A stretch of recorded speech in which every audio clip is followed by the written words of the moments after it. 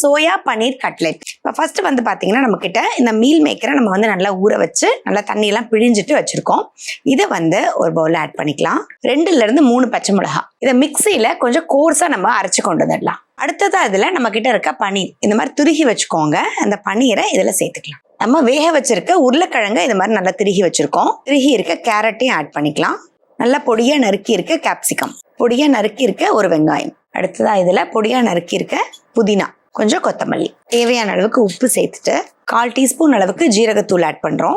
கரம் மசாலா ஒரு 1/2 teaspoon add பண்ணிக்கலாம். மிளகுத்தூள் ஒரு 1/2 டீஸ்பூன் அளவுக்கு ஆட் பண்றோம். 1/2 டீஸ்பூன் அளவுக்கு தனியாத்தூள் ஆட் பண்ணிக்கலாம்.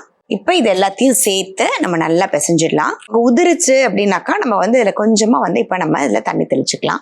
ஸோ இந்த மாதிரி உங்களுக்கு தேவையான ஷேப்ல ரெடி பண்ணிக்கோங்க.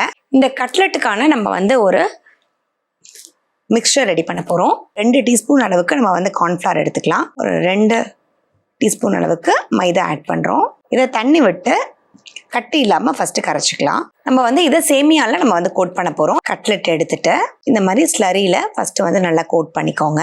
இந்த கோட் பண்ண கட்லெட்டை இந்த சேமியாவில் நல்லா நம்ம வந்து கோட் பண்ணிக்கலாம். இதில் ஃப்ளேவருக்காக நம்ம 1 டீஸ்பூன் போல் நம்ம வந்து நெய் ஆட் பண்ணிக்கலாம். ஸோ இப்போ இதில் ஒரு கட்லெட்டாக எடுத்து நம்ம வச்சிடலாம். இப்போ கட்லெட்டை ஒன்றா நம்ம திருப்பி போட்டுடலாம். இது சூடாக இருக்கும் போதே இதில் வந்து பார்த்தீங்கன்னா நீங்கள் கொஞ்சமாக வந்து சாட் மசாலா மட்டும் மேலே வந்து நீங்கள் ஸ்ப்ரிங்கிள் பண்ணி விட்டுட்டீங்க அப்படின்னா அந்த சூட்டோடையே இது நல்லா இழுத்துரும். சாப்பிடும் போது நமக்கு நல்ல ஒரு டேங்கி ஃபீல் கொடுக்கும்.